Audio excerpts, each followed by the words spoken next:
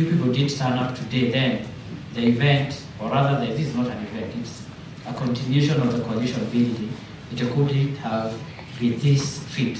And I can see a lot of intelligent people. So if I say something that is wrong, you see me in Google. But if I say something that is fine, just know it's Savio.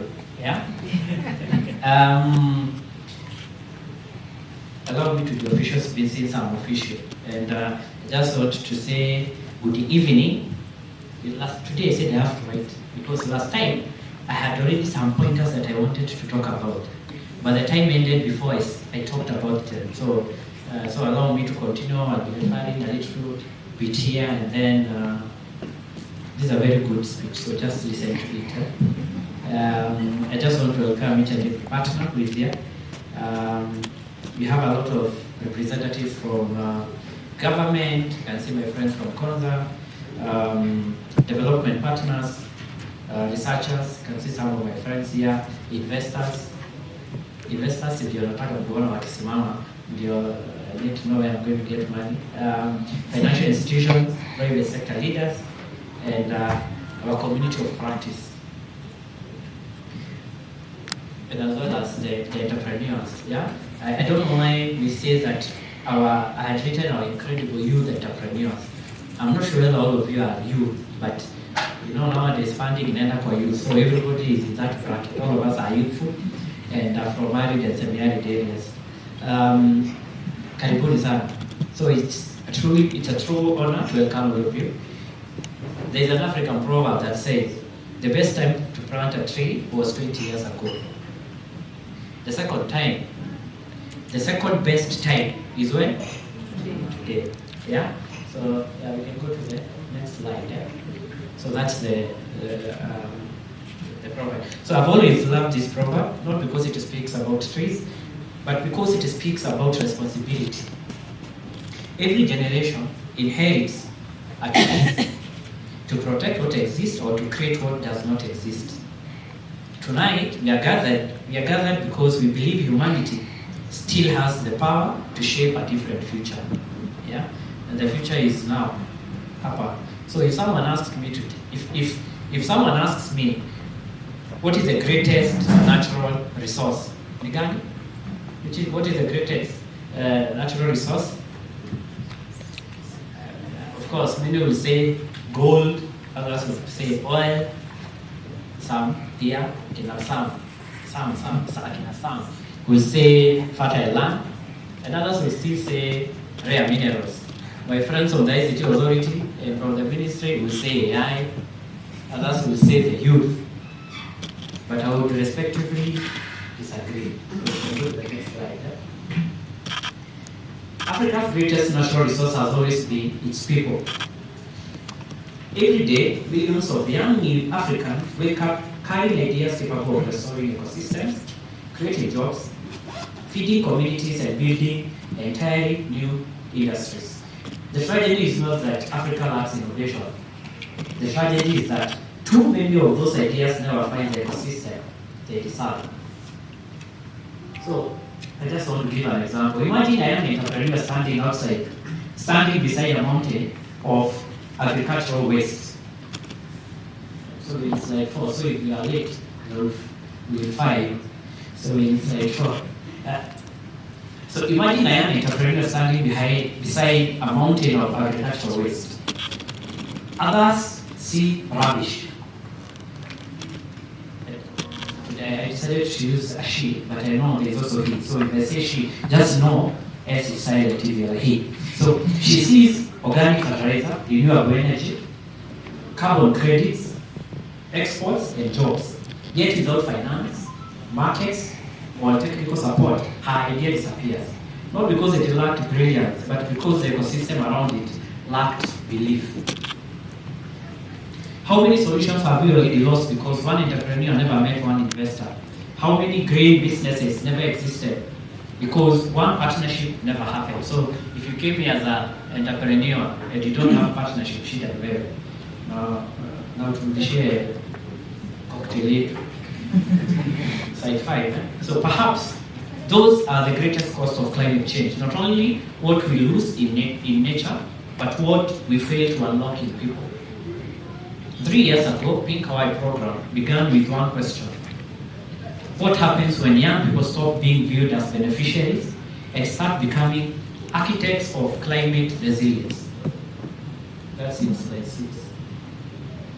Today, that vision is becoming reality. Across our communities, young innovators are restoring ecosystems, building regenerative enterprises, strengthening food systems, and providing that climate action is not merely an environmental agenda, it's an economic agenda, an innovation agenda, and a jobs agenda. That's why we are here.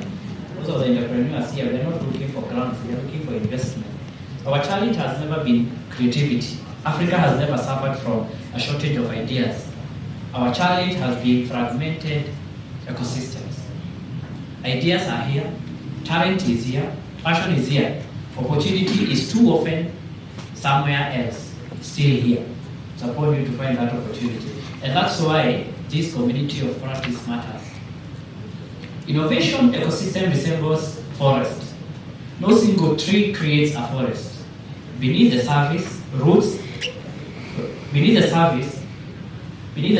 roots communicate, exchange nutrients, and strengthen one another. In the same way, entrepreneurs need researchers.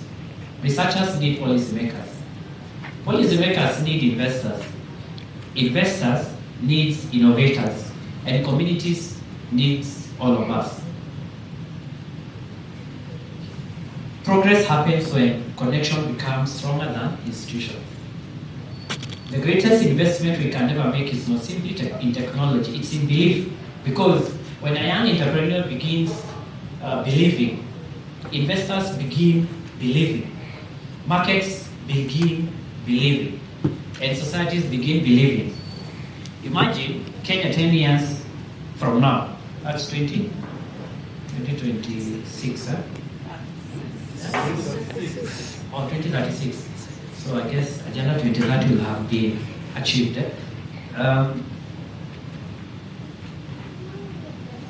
Imagine Kenya 10 years from now. Every county is an innovation district. Agricultural waste has become a billion-shilling industry. Artificial intelligence helps farmers regenerate soils while increasing productivity. Young women and men, or do I say young men and women? Anyway, young women and men lead globally competitive green enterprises. Investors around the world say, if you want to see the future of green enterprise, go to Kenya. The future is not unrealistic. It's possible. If we choose collaboration over isolation, that's how we're going to achieve that. So tonight I challenge each one of us, do not leave this room with another business card. In fact, I'm not giving a business card. So if you come just ask me the number, I'll give you. But I don't have mine. Live with partnerships. I might give you some partnerships. So do not live with another conversation. Live with commitment. Do not ask only what funding is available. Ask instead, what future are we building together? Funding follows confidence. Confidence follows vision. And vision follows leadership. So leadership begins with us, basically. So to our partners, thank you for investing in possibility. I can see this here, my friends. Before success became obvious, history remembers those who believed first. That one I googled. So let's build it together, and thank you very much.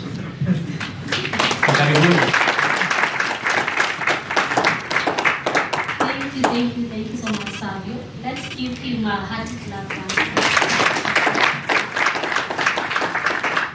Yes, just to echo what he has said, like we said when we were beginning, we are here for connections, for collaborations, and for strengthening what we are doing, the actions. So thank you, Mount Kenya Hub, for being deliberate. I can even see the carpets. I don't know if you had a hand in that, but if you did, good job.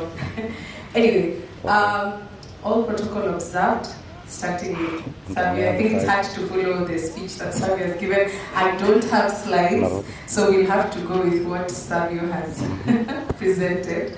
For those I have not yet met, my name is Joanne Kiremi, and I am standing here on behalf of DanChurchAid. At DanChurchAid, I'm the Human Rights and Responsible Business Conduct Coordinator. It's quite a mouthful, but when I think of the work that I do, it fits very well with what we are discussing this evening. I think Sabi has mentioned responsibility and protecting what exists while we create what does not exist. I think that was very profound, and I was very happy because I sit in that responsibility space. I've also been called an architect of the future. So I am living, please, if you live with nothing else, I hope you live with connections and collaborations and partnerships, but if you live with nothing else, know you're an architect of the future. Okay, please clap for yourselves because you're an architect of the future. If that doesn't encourage you, if that doesn't spark some excitement over the work that you do, I don't know what will. Anyway, so DanChurchAid, Danish Church Aid, but we go by DanChurchAid, is a humanitarian and development organization, and we work across certain areas. That's issues of fighting poverty, inequality, and the effects of climate change. And this partnership with Mount Kenya Hub fits under that, the work that we do under climate change. We partner with local organizations to help communities build resilient livelihoods, particularly through climate action, food security, and youth economic empowerment. And PINCA-Y is one of the programs we are very, very proud to support. And absolutely, it's a great privilege to see this happening for the second time. The first coalition, how many were here for the first coalition building meeting? Where this all started? Please be. Okay, great. How many this is their first time? Maybe I should have started with the guys who this is their first time. How many is your first time to be here in this meeting? 1, 2. Wow. Hey, Monica, clap for yourselves. I think this is exactly what we wanted. Last year, under the PINCA-Y, we sat together with Mount Kenya being our convener, with partners like WR, right? So, and many others. And we thought it would be interesting to build a network for entrepreneurs to engage with investors and financiers and researchers and development organizations like ourselves to build on and continue with the work that you are already doing as entrepreneurs. And thinking of this as like a value chain where you're the innovators, someone else is coming in with the finance, another person is coming in with the data and information you need, and so on. So we're all playing a role as architects of the future to come up with, green, sustainable solutions that will take us into the space of protecting what exists and creating what does not exist. And so it's really, really very exciting to see this happen for the second year. And I hope that more outcomes will help us build into the third year and the fourth year and the fifth year and on and on. So I think we are on the right track. For DCA, PINCA-Y has never been just a grant. It's a bet to go on sport pesa. But it is a bet on young people's ability to solve some of the most pressing problems of our time: land degradation, waste, and climate change, not from the sidelines, but as entrepreneurs and innovators. So creating that which is yet to exist. 3 years in, I think we have been partners for 3 years now. That bet is really, really paying off. And all the new entrants into this coalition are an indication that it's really growing. So we have reached over 300 young people, 26 enterprises. We are seeing real jobs, real income, real environmental impact built by youth in Nakuru. And as Monica said, we are hoping that this expands into other counties. What strikes us the most is not just the enterprises themselves, it's the ecosystem that is growing around them, or around you, I should say. What started as an incubation program has become something bigger, a community of practice. And we wondered what words should we use? Is this a group? Is this a coalition? Is this a community of practice? But I think Monica, you keep saying connect, collaborate, and strengthen action. And I feel like it should even be called a movement at this point. Anyone who is a guru in English to confirm which one? Maybe by the end of this meeting, we shall decide whether it's a party, whether it is a group, a coalition, whatever it is. But the point still remains that we're looking for connections, collaborations, and strengthened actions. So we want to create a space for shared learning. And here now, in 2026, we are coming back again to ask really hard questions. I think last year what was highlighted the most is the gap with financing. I don't know if that's still the problem this year, or it's taken a different shape. Perhaps that's what will come out in the discussions we have. This year's theme is on sustainable financing, inclusive green jobs and gender considerations. It goes to the heart of the discussions we had in November. Was it in November? Yes, in November. That grant funding alone cannot sustain this ecosystem. Youth-led green enterprises need patient capital, market access, and financing pathways that match the pace of their ambition. We don't expect to solve that tonight, so sorry to burst a bubble. But if we are, I'm happy to hear that we solve this issue tonight. But realistically speaking, no, we're not here to necessarily solve that problem, but we are here to start that journey to get us closer to solving that problem. So the hope is several years down the line, we're not talking about the same things. We see some great improvement and change in this ecosystem. As DCA, we remain committed to walking this journey with Mount Kenya Hub and our partners, and more importantly, our young people. I think young people here is inclusive of young at heart, not just young because of years. If you're young in the heart, in the mind, you're part of this movement. And very, very excited to see what we are exhibiting. So we are part of this journey, and we want to continue being part of this journey. So we are not here to fund youth, we are here to invest alongside you, the entrepreneurs. So thank you, and I'm really looking forward to the conversations ahead. Asante, John. Thank you. Let's clap again for Joan. And I love that she has emphasized that we Mount Kenya have better economy. Yeah. So thank you, John, for that. And there's someone who has catched me here saying that I forgot to say my name. I didn't do that by mistake. I didn't want to say it before before the opening remarks from our CEO and from our partner here at DCA. So when I was born, my mom named me Monica, and growing up, I loved that name, so today I have not changed my name. My name is Monica Muroki, and I lead this program at Mount Kenya Hub, but for tonight, I am a moderator. Ooh. Yes. Like I began saying, we started this initiative in 2023, and we began with discussions. So tonight, we are moving away from discussions to collaborations, connections, strengthening the actions that we are doing.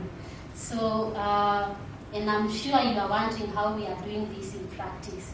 And I don't want you to ask me that question.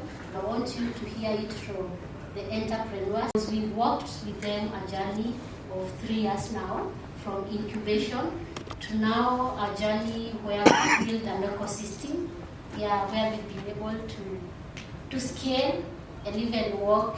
They are walking towards sustainability. Yes, so because I don't want to waste a lot of time in this session, I want to invite the first enterprise, which is Motofits. They can tell us what they do, how the journey has been like, and where they are now. Yes, my name is Joseph Wehenye. As you have heard, I'm a co-founder of Motofits. Motofits, from the word feeds, we work with farmers to grow fodder, and we're the off-takers. Our journey started with the Mount Kenya Hub in 2023. They have been very instrumental in our growth. Just to touch a bit of how we started off. Yeah, so we joined the program, we're able to join other accelerator programs, and we introduced to other funders who have been very instrumental in our growth. Just to mention, we started off with a turnover of around 150 USD, which was really little per year.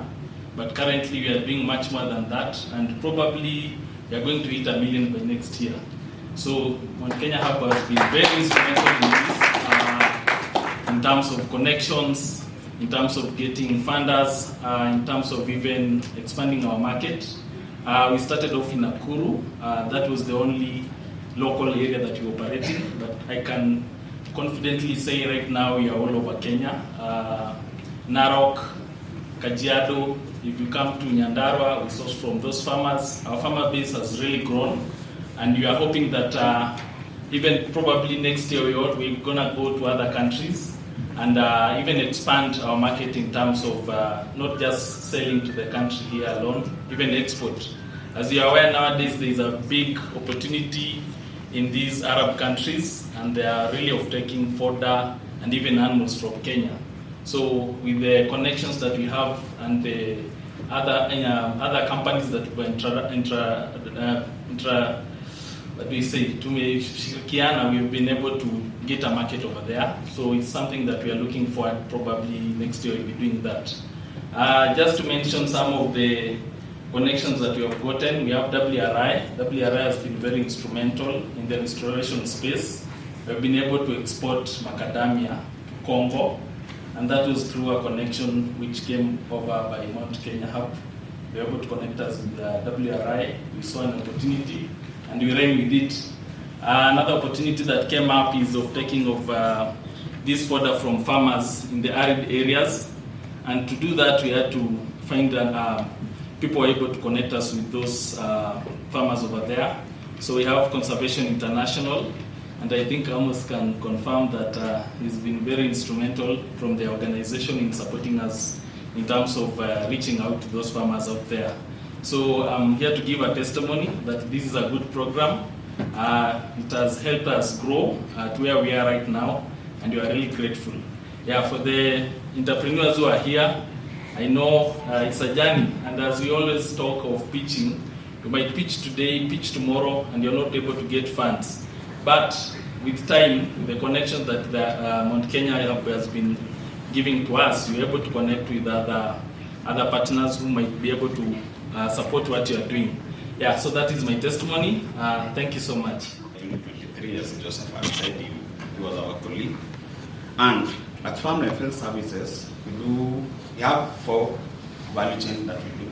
We have avocado value chain, honey value chain, and dairy value chain. But our main focus is on the avocado value chain, whereby we also restore the degraded landscape on the Mau area and some parts of the Kerio Valley. That is where we do our restoration. At Farm Life Health Services Limited, we started little. Our company was founded in the year 2020, whereby our co-founder joined with another co-founder, and then they formed Farm Life. But when we joined PINCA-Y, we started with a revolving fund of around $100,000. And so far at the moment, I can testify we are around $450K, and we have an aim of $1.5 million by the end of the year 2027. At Farm Life Services Limited, at the moment we have 16,800 registered farmers, whereby we deal directly through contractual farming, whereby they can access our products from our Farm Life Circle, whereby they can get our avocado fruits, avocado seedlings from us on credit, and then when we offtake the fruits, we deduct the money that we used with the farmers when they took the avocado, and also the service that provided for the agronomical services. For the beekeeping, we also give them beehives mostly for the women and youth. So our youth and our women can access the beehives, and then we give them trainings, and then when they harvest the honey and offtake from them, also deduct the amount we used on the beehives. On the dairy value chain, our registered farmers, we have a cooler whereby they supply us with milk, and then we add value addition. We have mursik and the yogurt. So they save on our circle the money they get from the dairy, and then at the end of the month, they can access higher loans of credit, but they save with us. Also, we do have BSF, whereby we provide our farmers with organic fertilizer and the feeds for the chicken. Also, we do have, what do we call? Also, we do have we have talked about the honey, the dairy, and the avocado. We have taken the avocado fruits from them. At the moment, we sell locally the fruits, but we are working on certification, and the progress so far is doing well, and we want to, by the end of the year, we'll be exporting to maybe China and maybe UAE, but at the moment, we sell the husk and the fuete locally. That is for the farm life services limited. Thank you.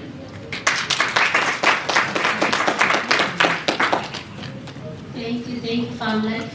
I hope we are all enjoying to hear how these youthful enterprises are building solutions within our communities, right?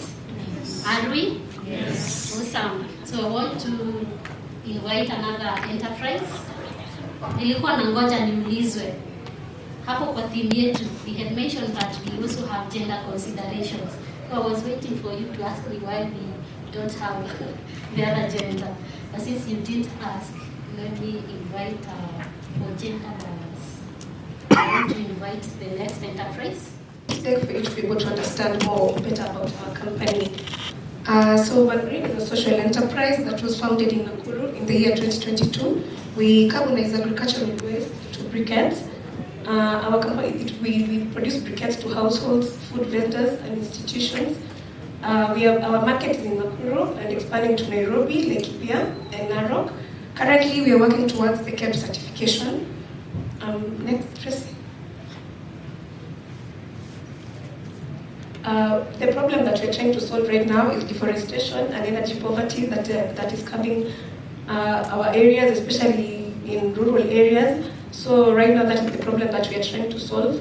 And our solution is to reduce the carbon footprint. We want to be able to reduce the carbon footprint by producing good quality charcoal briquettes. Next, please. You saw that, as you can see there, those are our briquettes that we manufacture from our farm in Nakuru. Next. This is our products, that is how we do our packaging, and those are the price. Our price are quality, they're product based, they're very high calorific value. Next. This is our operations and distribution, from collection from farmers to the carbonization to the selling and the after sales service direct to the customer. This is our SOM, the Nakuru, Laikipia, Nyandarua, that is our immediate target regions. Our SAM is Kenya's addressable clean cooking market, and our term is East Africa's total clean cooking opportunity. Our competitive edge is that we have proven the track record with over 2,800 household customers. We have a strong distribution network and brand recognition. That is our competition. We have the Van Green, there's the charcoal, there's the APG, there's the biogas, and the solar cookers. Next. So this is the impact. Currently, we've been able to save 500,000 trees by 2027 annually. That is cutting down 25,000 tons of CO2 emission, reaching over 10,000 plus households. We have empowered over 500 women and youth, aligning with the NCCAP plan. So these are our financials. Currently, we have a 6-year trajectory, 6-year revenue growth from 30,000 USD to 185K USD by the time we reach 2027.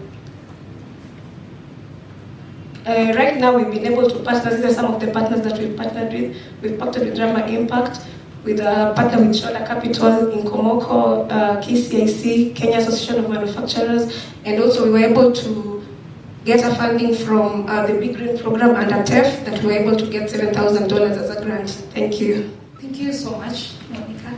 Good evening, everyone. My name is Margaret Njiro. I'm from France Ventures. We are a climate smart tree nursery where we produce We propagate and supply indigenous, exotic fruit tree seedlings for the sake of food security, for the sake of deforestation, for the sake of restoration of our forests. As statistics can show, we are continuing to lose our ground cover annually, which is showing approximately 15,000 hectares lost every year. And today I'd like to ask you, what are you doing to restore or to replace what you're losing? And communication officer who is also interested in the Italian space. My first question goes to Van Green. How do you determine the areas that you're supposed to essentially distribute the briskets? Yeah, and is there like training for the production process and the distribution? And my other question goes to Francis. How do you determine how you distribute the seedlings, and is someone able to maybe join, or is there like a minimum amount of seedlings someone can take, or can someone take the seedlings and maybe present it to another organization and expand the tree cover essentially? Actually, mine is not a question, it's a compliment, because we have been advancedly mentioned. So my name is Samuel Kabiru and I work with World Resources Institute. And coincidentally, for the enterprises that have come here in front, we have actually financed 3 of them. So there is Motofeed, there is Farm Life, and there is Franson together with Shamandogo. And I must commend the good job that Mount Kenya Hub has been doing, because all these started as a collaboration. We had initially partnered with Mount Kenya Hub with an accelerator program, and then DCA came in to be able to prepare the enterprises. And I can tell you, the enterprises that we got, because our investment process is quite intense, but I can tell you it takes about 6 to 9 months before we disperse any grant or innovative finance. So it's a compliment to the good work that Monica and the team are doing. And yeah, we continue to scout for more. I do understand there are those who are doing waste management, talk about Greencom here. We do have a new project, and I don't know whether my colleague is here, Michael, where we are looking at, it's called FLAIR, so it's mainly looking at circularity businesses that are converting waste into something that actually makes money. And we will be coming to be able to scout for those opportunities. So I do appreciate what PINCA-Y is doing, just bringing us together to be able to see opportunities. And what a nice thing to be able to support young people, because they actually prove that indeed we can be able to grow sustainable businesses. So thank you to Mount Kenya Hub. Thank you. Thank you very much for this opportunity. I would like to really recognize the presence of the President of World Innovation, Salvio, and also this opportunity. I would like to say that actually and truly, these forums are very, very important, and also we need them more for us to succeed. I came to the program as the Vice President of Nakuru Youth Panel, and I joined through the cohort, and also with the capacity building. Actually, I was taught much on pitch deck and pitching. We spent much time in Nakuru learning on how to pitch. And I want to tell you the truth, after that, I went and I formed a group called Jua Farm Umoja Youth Group, which I'm a chairman of Jua Farm Umoja Youth Group. I want to tell you, understanding pitching has made me somebody who I never imagined. I won a grant that it was through European Union, through Insightis. It was a 15 million grant which I'm still ongoing with that grant through this kind of training. Also, through understanding that, I am among the 4 awarded by IBASID and SNV, the 4 entrepreneurs who are recognized in Nakuru and role models over Kenya. So I received the award. That was 2nd of July this month. Also, on the 7th of July, our work was in Kenya Gazette because of the success that we have gained. It has also made me to actually meet great partners, and I'm able to even to know the people who I never knew I come across, like Dr. Okello. You can just wave there from Egerton University.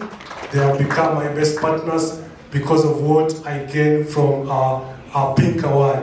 Actually, you don't only need money, but the knowledge you gain here can help you do a lot. So I would just like to say thank you very much to PINCA-Y and Mount Kenya Hub. Good evening, everybody. It's a pleasure to be here, but it's more than a pleasure, it's an honor, and I want to thank Monica and Samuel for having me here today.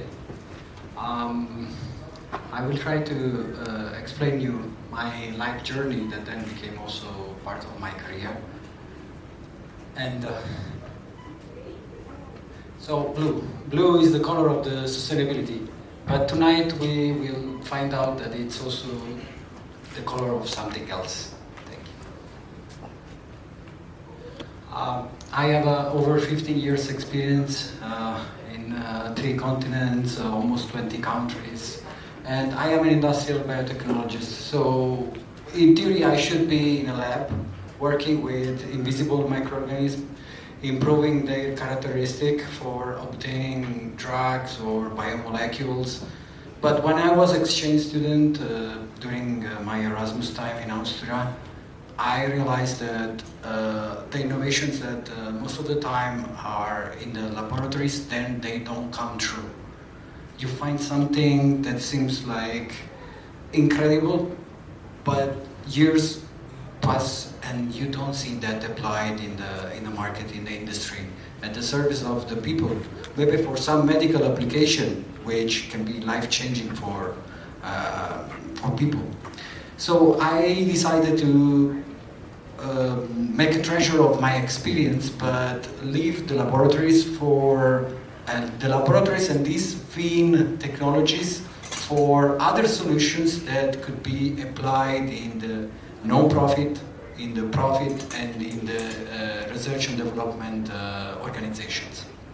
So I had the pleasure to develop solutions using different biotools, like the mushrooms, and the first picture is in Sweden, where I converted hydroponic. Okay, so we like meat, and I assume most of you like meat.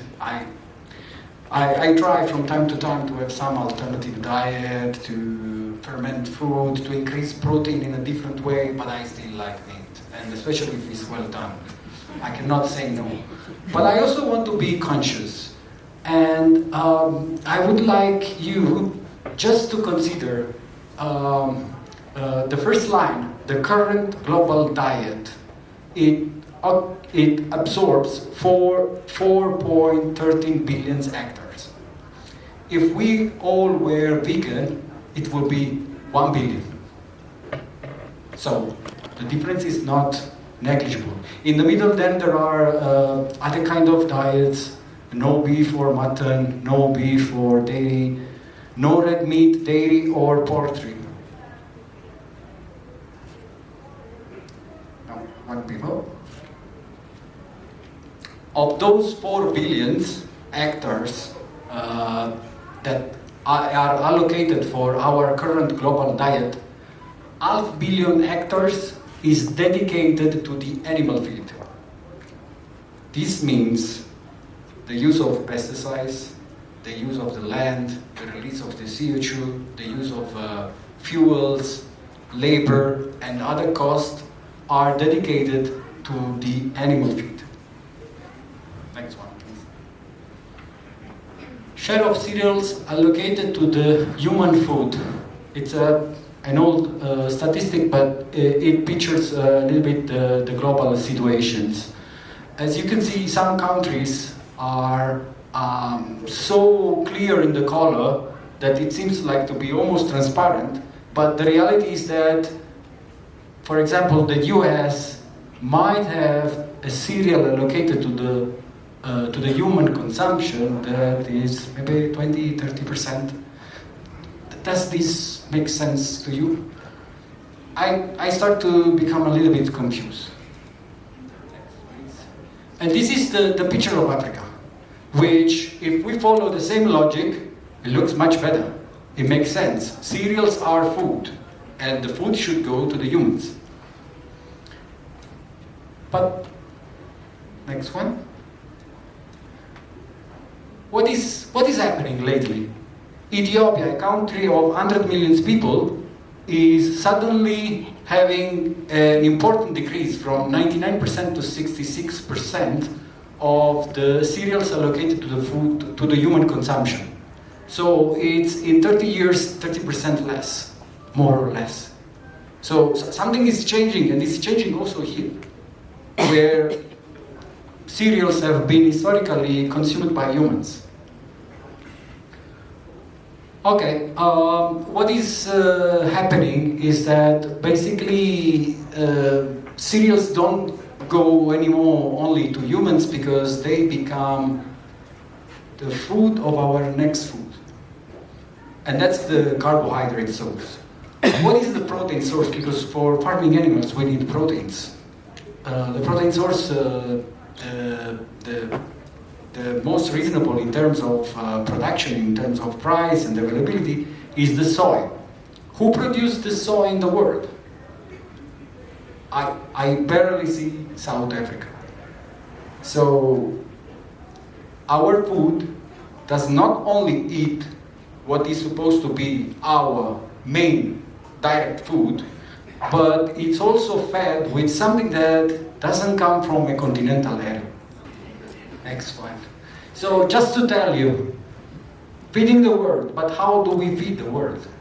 Well, Business Insight has reported, and this is an abstract from a very long article, that every decade a warmer planet will decrease the amount of food we are able to produce around the globe by 2%. It might seem a negligible percentage, but in case that doesn't sound like a lot, it means that in the next 10 years we will lose 4,440,000 metric tons of food. This reflects in, let me go just at the end. The lack of proper nutrition will affect children acutely, severely, stunting development. Malnutrition is expected moderately stunt the growth of an additional 3.6 million children worldwide, and severely stunt the growth of another 3.9 million children across the globe, according to the World Health Organization. So there are no good news. The system is not really making a lot of sense.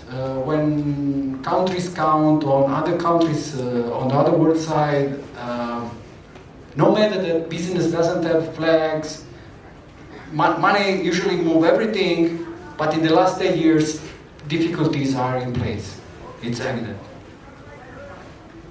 Where the solution could be?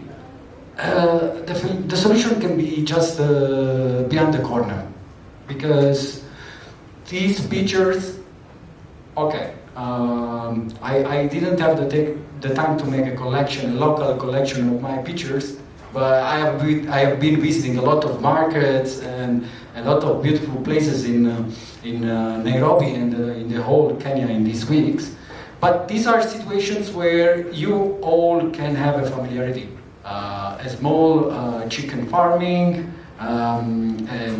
animal for sport or pets activity that still produces some organic matter, food processing sector, fishery that unfortunately maybe not everybody knows, but from the catch to the pilot, if everything goes well, 70% of the fish is wasted, if everything goes well. And then the local markets. It can be retail markets, it can be... 2 billion per year. Naona mimi napenda pesa sana. Yeah, it got me thinking how the sectors are interconnected. The food systems, the ecological sectors, all those sectors that are working towards our climate action. And I know we have so many reflections from this presentation, but I want you to keep them. We have an opportunity to ask them, because I don't want us to waste time or it's not a time wastage, but I don't want us to spend so much time on questions. So we said we are here for networks, for collaborations, and for strengthening what we are doing. So I want us to do exactly that, so that we can be able to identify opportunities that are there for us to collaborate, opportunities that are there for us to unlock resources, and opportunities that are there to work with the youth enterprises that are here.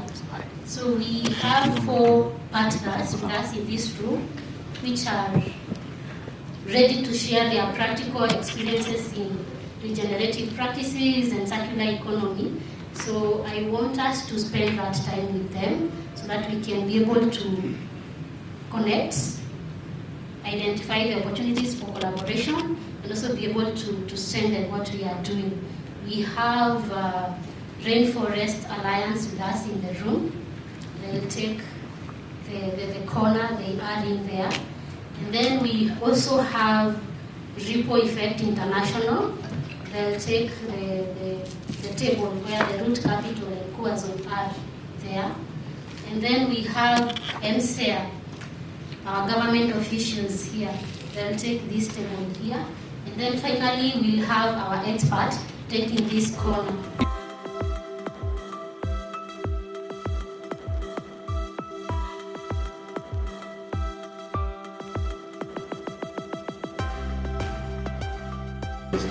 Agroecology is similar to what you're doing. Basically, it's sustainable agriculture, regenerative, organic, whatever you want to call it. And this fund is covering Kenya, Uganda. From January, we'll be looking in Tanzania. I don't want to go into details on the requirements, but I can share how you can access that. So the fund is called Nature. Nature is N-E-Y-C-H-A. N-E-Y-C-H-A. Nature Accelerator Fund. N-E-Y-C-H-A. Yeah.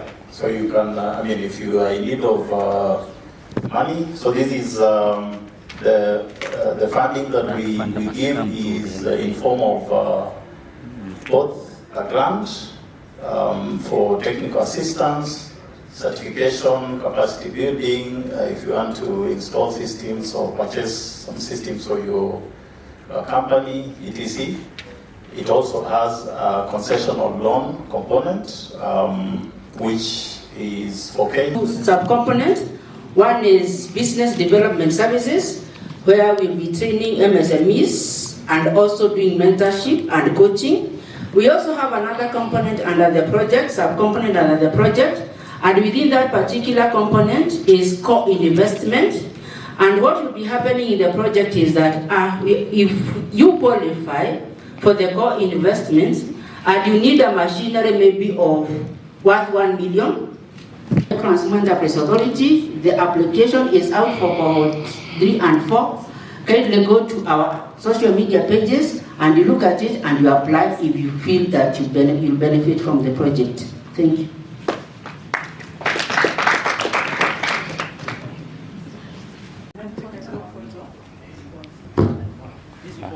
Look at the photo. Look at the photo.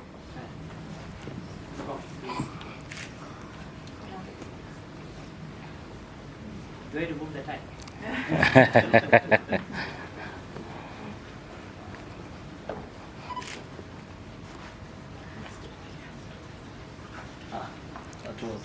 It's evening. Okay, thank you. Good evening. So I just heard someone saying that they don't know how to distinguish that. So I'm Dr. Okello. I'm from Ijasho University, and we are here with Professor Bebe. So I just wanted to communicate that we are working, Nakuru Living Lab is a food system innovation platform that I'm also happy that we have some of our innovators that we have worked with here.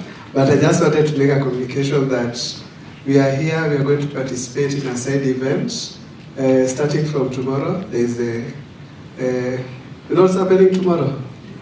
There's a National Agroecology Symposium that is happening at Kenya School of Monetary Studies, and I felt like I officially invite all of you here because we're here to network and to partner. The Nakuru Living Lab is going to have a side event on Thursday in the afternoon. So we're inviting all of you. We'll have it will be also virtually.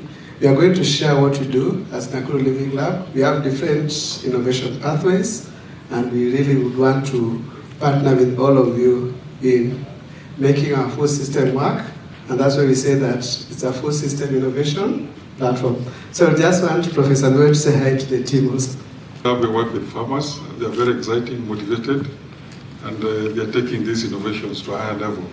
I think with the network that they're getting here, they should be next time better than the way they are today. And that's the invitation that I make. Some of them have already seen are in here, which is good. That as we live here today, let us remember that this is not just a meeting, and it does not end here, but we should have some more conversation and strengthen this coalition. So, and as we end, I would want to welcome you to the other side of the session, which is now not so formal. Yeah, get to know, actually at this point, and I don't know how much you've interacted with your neighbors, but just turn to your neighbor and say, it is wonderful to be here. To your neighbor, it is wonderful to be here. Turn to the other one, tell them it is nice to be here.